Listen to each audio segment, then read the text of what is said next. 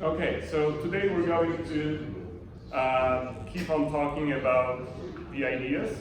So figuring out what your startup has done so far or should be doing.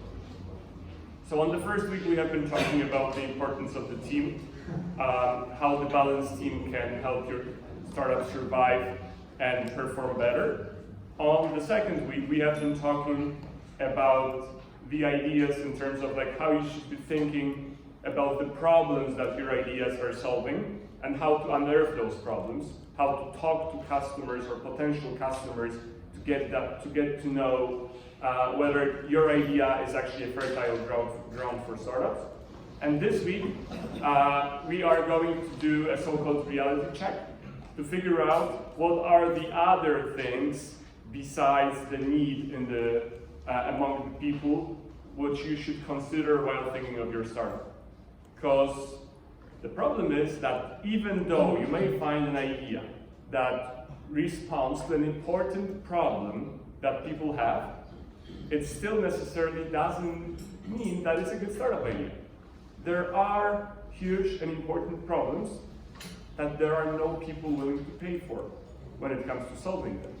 So we're going to talk about two more criteria today to figure out what are the other things you should be thinking of while thinking of your startup idea. So first of all, the picture I've shown you last week that shows you the process of moving to the fertile soil. So improving your startup idea so that you get to a better place where there is huge or better chance that you will succeed and build something huge. And again, this moving to the right in that case is not it's not only about having the better problem to solve. It's also moving to a better market. It's also thinking of business that is more scalable. Because as you may remember from the first lecture, there are three important things that constitute a good startup. And it's a disruption of status quo, which usually comes by solving an important problem. Then it's a venture-sized market, so how big is actually the market for it, and then the scalability, so whether there is a chance that increase in revenue won't result in the same increase in the cost. And we have covered the first one last week, so now I'm going to focus on the two things below. So the first very important thing is that you should go after big markets. Local problems that only appear in a small group of people are usually not worth solving. Why? Because the market isn't big enough to generate venture returns. What does it mean? It means that an investor won't be willing to invest in such idea, because even if you succeed, your success won't be big enough so that they will get enough return on the investment. Why? Well, it works that way. When an early stage investor invests in your startup, it's a bet that you will be successful. Or actually, it's a bet that one of the 20 investments they make will be successful. 1 out of 20, maybe 2 out of 20, no more. So their way of thinking is, okay, we have a $20 million fund. We are going to put $1 million in 20 startups. 18 millions of that will be wasted. Like all of those companies won't survive and will disappear a year from now or 2 years from now. But 2 of them will be highly successful. What does it mean in terms of highly successful? It means that they will return the investment at least 10 times. So I will invest $1 million in one startup, and it will produce me 10 or 15 million in return. The second startup will also produce me 10 to 15 million dollars in return. And then the rest, the remaining 18s will generate nothing. So at the very end of that startup fund, I'll have invested 20 million. I've got, let's say, 30 million in return. So my fund has been profitable. I've put in $20 million in startup. I have taken out 30 million. So that's a pretty good return for venture business. But this can only happen under one circumstance, that those successful companies can grow so quickly and have enough room to grow that they can generate those returns. Because if the market those successful startups are going is too small, then there is no chance that even when successful, those startups will increase in value or valuation so high that the investors will be able to get those 10 times returns. That's why big markets are so important. And that's why thinking of your startup idea, you should be solely focused on the idea of, okay, so how big is market that I'm going after? Because if you are solving an important problem for a very small market, then that won't work in the venture environment. You may still want to do it in, for example, non-NGO way of thinking. Like, yes, that's something, for example, that Foundations works on, but that's not room for business, because there won't be people willing to fund this venture because there's not enough of a venture size return. So when I first came to Silicon Valley, the rule of thumb was that your market you're going after should be at least 1 billion. So 1 milliard in Polish. Then a couple of years later, when I've got admitted to Skydeck, I've learned that no, it has actually grown to 10 billion. So it's a pretty huge market you need to be going after. However, because we're living in a global village, if you're solving a problem that has like a global impact on Earth, probably 10 billion isn't too far away. The other important thing to mention is that the problem may be connected with a small group of people if that's a very expensive problem.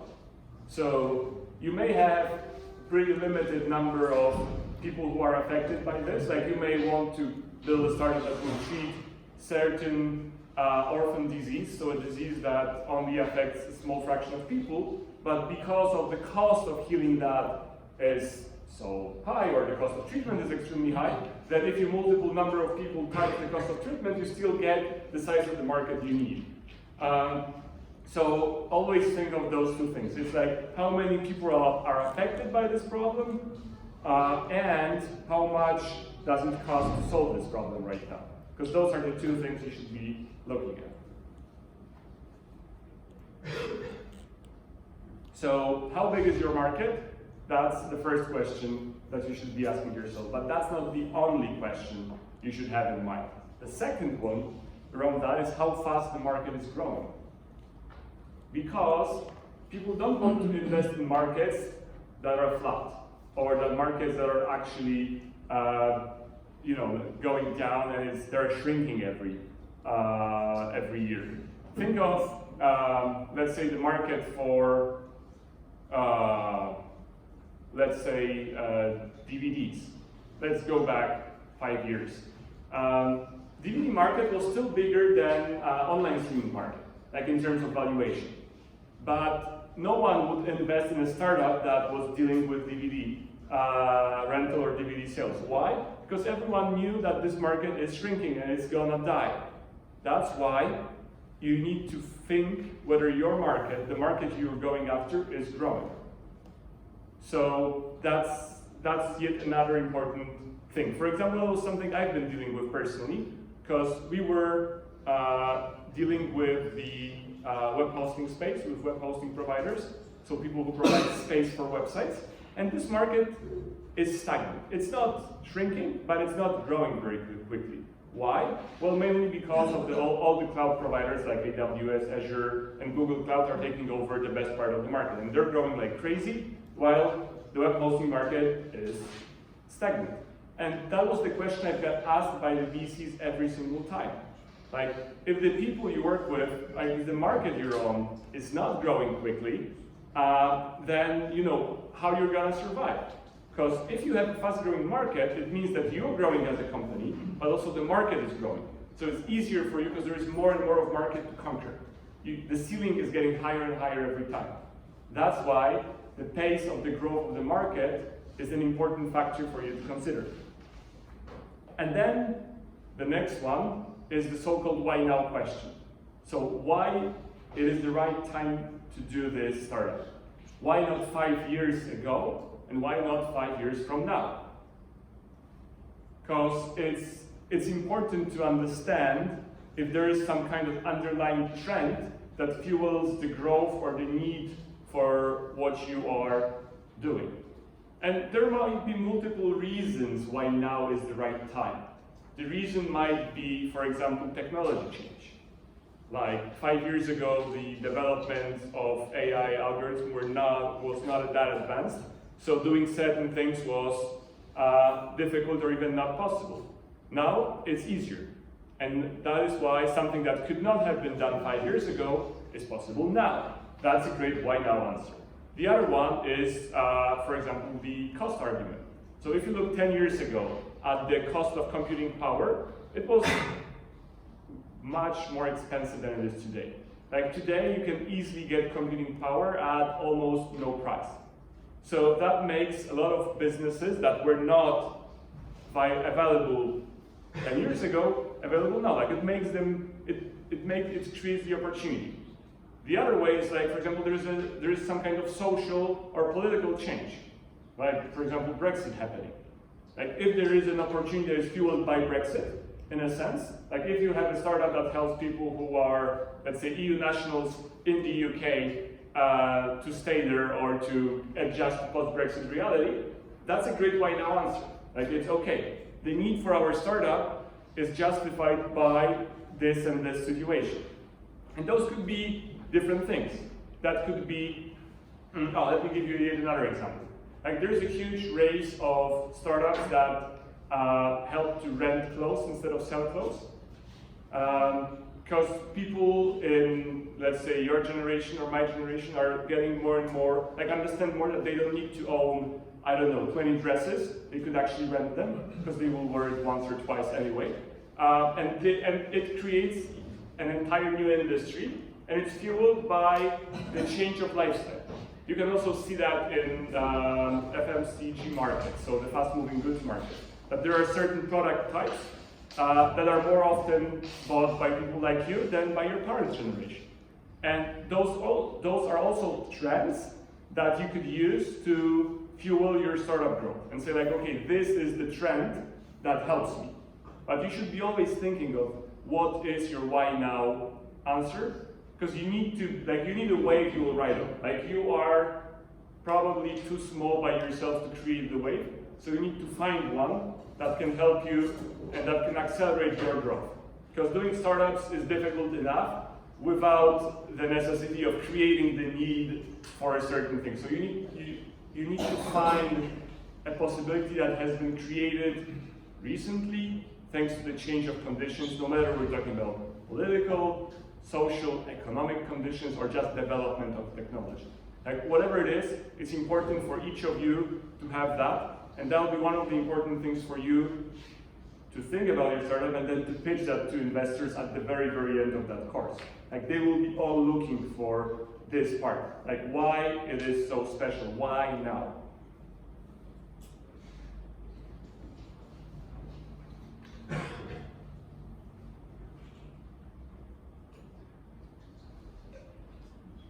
While talking about markets, it's important to have the right language. So I'm going to focus on 3 terms today to give you a certain way to speak about markets, market size, and also to think about them. So the 3 terms that I want you to get familiar with is TAM, SAM, and SUM, and what those acronyms stand for. So TAM is total addressable market. So what is the total market of that space you're in? Like what is the total market size? So, and when I said 5 minutes ago that you need to have a $1 billion market or now $10 billion market to be considered venture size opportunity in Silicon Valley, I meant the total size of the market. So, for example, if you are in, let's say if you are AWS, your total size of the market is the size of all the servers that are being needed that are being needed globally. So no matter they're being bought by one of the players or they're bought directly as servers or they're used in some other way, like you look at all that market, if you are in hospitality business, like Airbnb, that will be all the people looking for accommodation times the value of that, of how much they're paying.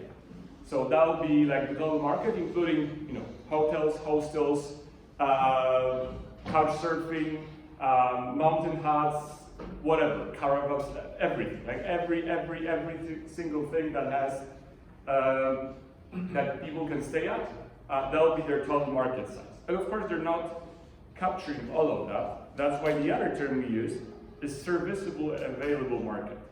So what part of the total addressable market you can reach with your current product, with your current business model, and with all the geographic limitations you have. So, for example, if you're Uber, you can think like, okay, all people moving from one place to another are my market. Like people, no matter they're taking train right now, they're flying, they're taking cab, they going with a bike or walking on foot, they could all, like that's probably all the market. Like I could capture that someday. Like the travel market is that big. But then, with the current Uber product, with their current business models, and the geographic locations they're in, they can only capture a certain part of it. Like for example, in my home city, in Barcelona, there's no Uber. So no matter all people traveling from one place to another will be counted into total addressable market, you need to deduct them while you're thinking of serviceable available market. Because currently Uber is not able to take money, to get any money from that market, because they have no access to it with the current, in the current situation. So that's how you think of serviceable available market. For example, Facebook is not in China, which means that no matter people using social media and how much you can earn on ads shown to them could be included in total addressable market, in serviceable available market for Facebook, you need to deduct that. Because they're not able to get anything of that market right now. They're not able to act in any way to get this market. Like not with the sales and marketing activities. And then you have serviceable obtainable market. So that's actually the part of the market you can go after. You will go after. Like that's actually your goal. Meaning that you won't get everything that is on serviceable available market. Why? Well, because there's competition, and it's not possible to have monopoly. But you can think like, okay, I want to grow in a way that I'll have 10%, 5%, 3%, 50% of the serviceable available market, and that's actually your goal. That's where your startup will be aiming to get, of course, in a certain time. So if you start your startup and you think like, okay, my main market will be Germany. So I'm taking from total addressable market that's worldwide, I'm limiting my serviceable available market to Germany, which is part of it, and then it's like, okay, I want to get 3% market share in 2 years. And that'll be your sum.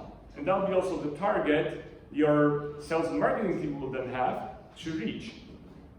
So those three terms are really helpful when it comes to thinking of the market. So it's like thinking very big in like what's the total addressable market, then you look at what's the market I could currently capture with where I am product-wise, and then it's like what is the part I really want to capture, taking into consideration that I'm not alone in the market and there are other people trying to solve those needs.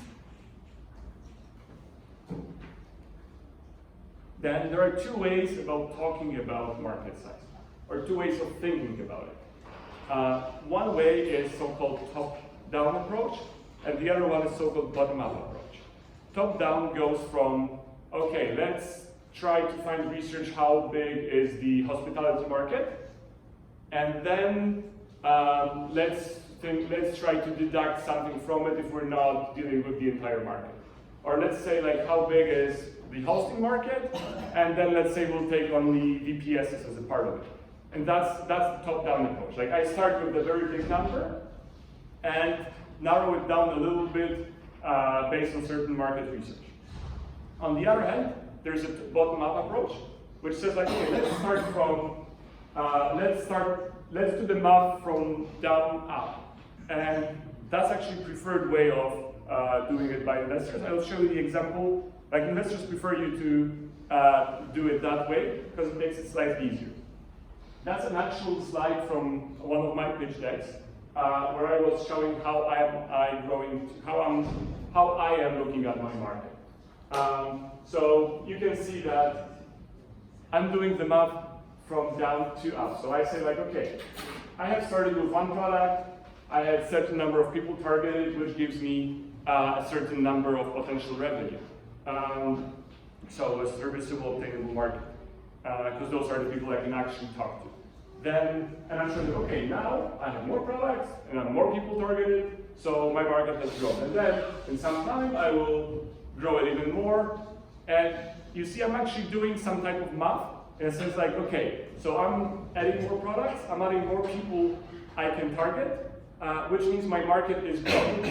So I'm doing, instead of saying like, the hosting market is valued at $19 billion, I'm going the opposite direction. I'm showing them from bottom up how this is going to be built. And usually people tend to believe in that more. If you say like, okay, now I'm in German market and German market is valued at this. Then in the next step I will add France, which will double my market.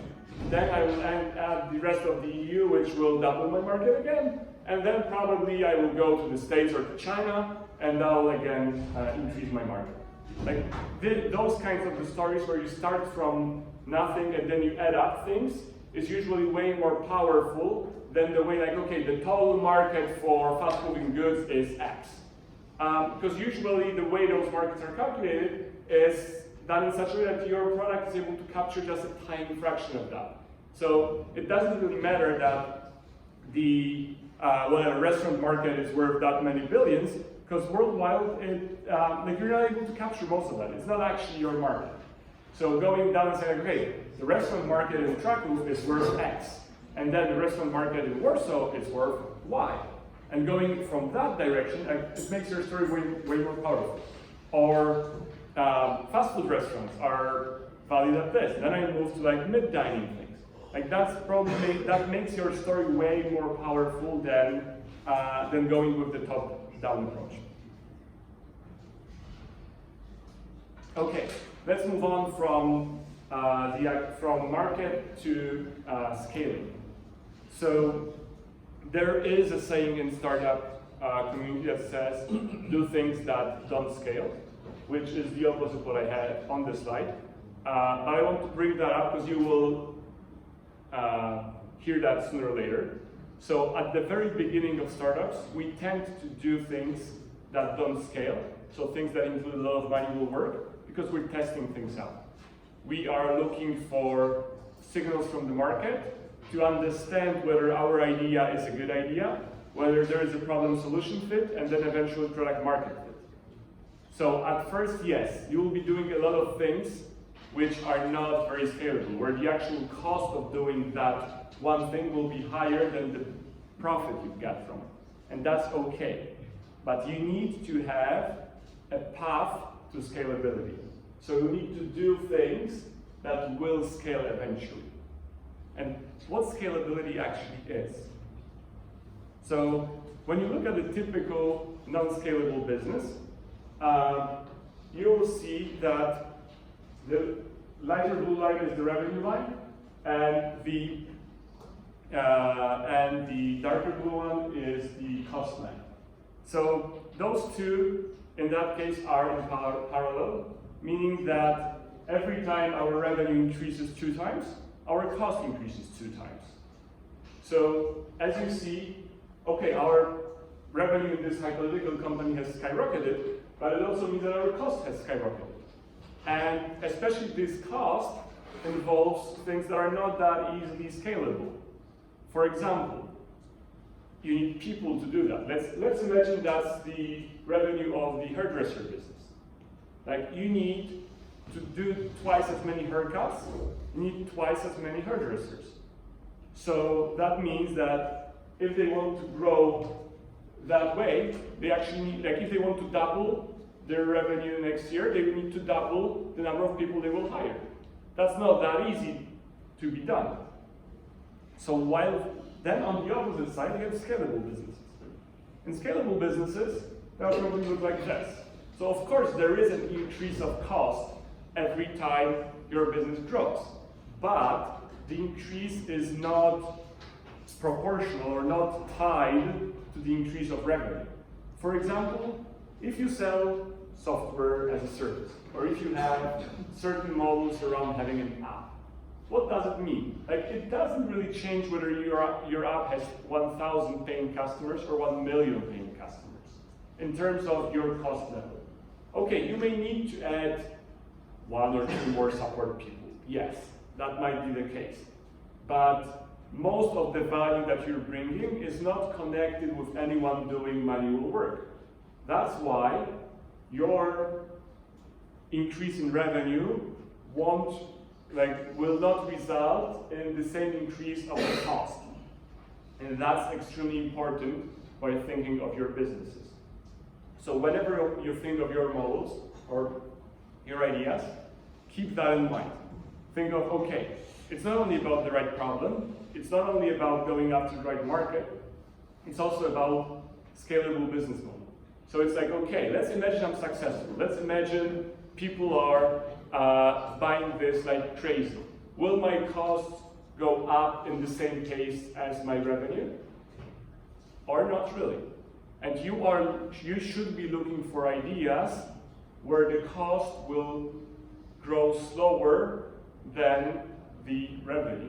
That should be your goal, because again, that's the only way to create the distance between the two lines. And you know how the distance between the two lines is called? It's profit. And you need high profit to generate venture-sized returns so that your investors will invest you in the first place. Because in that case, the space for investors is just much more limited. So they're like, okay, even if you're successful, that won't bring us enough money so that we can sell the company and get those 10 times or more returns on that. That's why it's so important to make sure that this gap between cost and revenue is increasing exponentially if possible. So there are 2 places where you should be thinking, or 2 levels of thinking about scalability that I want you to be mindful of. First is customer acquisition, so how you will get your customers. That's something that you should be thinking pretty early on. Like, okay, I have idea for this app. And it's like, okay, so how am I going to get people to sign up for this app? Like, how the mechanism will happen, like how people will get to know that the app exists. And there are many things, or many ways. Some of them are scalable, some of them are not scalable. Let's discuss certain examples. For example, what I can do, I can put my app in the App Store, and then I can pay for promotion there. Is that scalable or is that not scalable? If I pay App Store for showcasing my application. What do you think?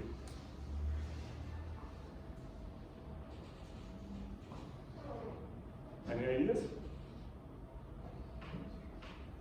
Okay, let's start from maybe a slightly simple idea. Let's imagine I have an e-commerce platform, and I thought like, okay, I will put AdWords on Google. I will pay Google AdSense.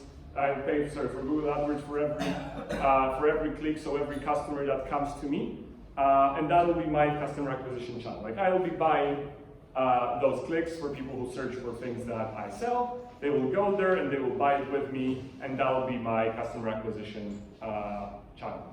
Is this scalable or not? Not. Why not?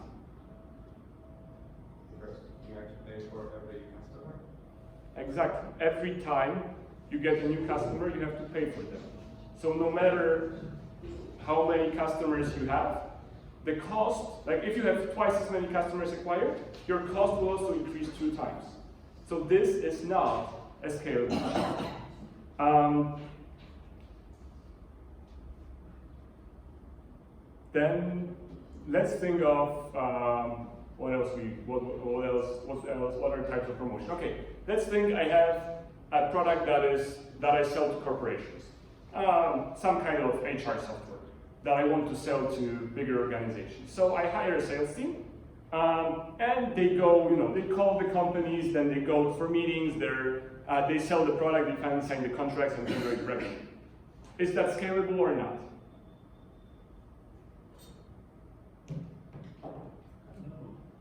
Why not? You want to reach to more companies and hire more people. Exactly. Again, if you want to double your revenue, that'll probably mean you have to hire twice as many salespeople. Of course, there are always hacks to do both of that. Like you can increase the efficiency of your AdWords campaigns, or you can try to increase the efficiency of your salespeople.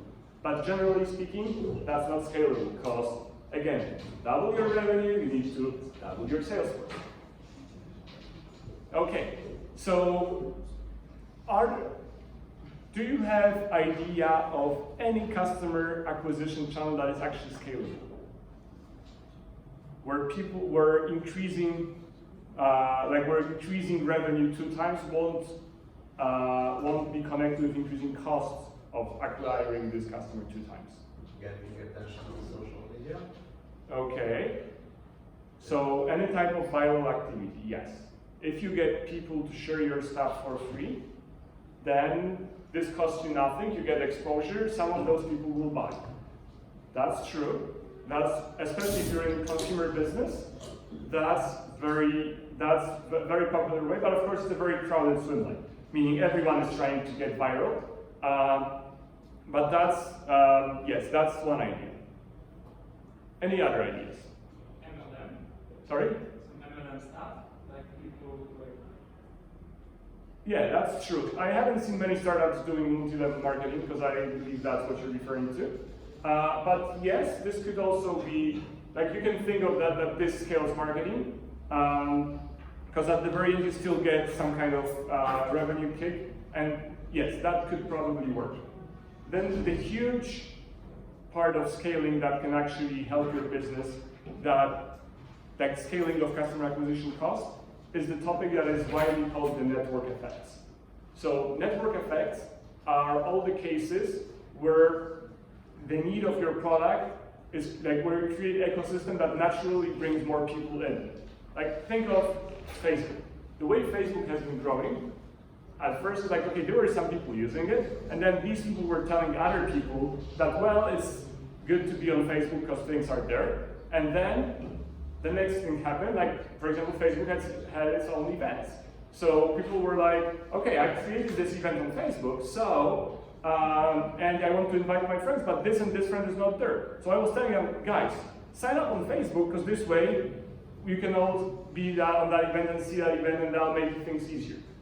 And that's why like one of the simple ideas of how network effects works. So you make your users, you incentivize your users to get other users there, to show you other idea. Do you know the payment app called Revolut? So again, they have the feature to split the bills. And again, the very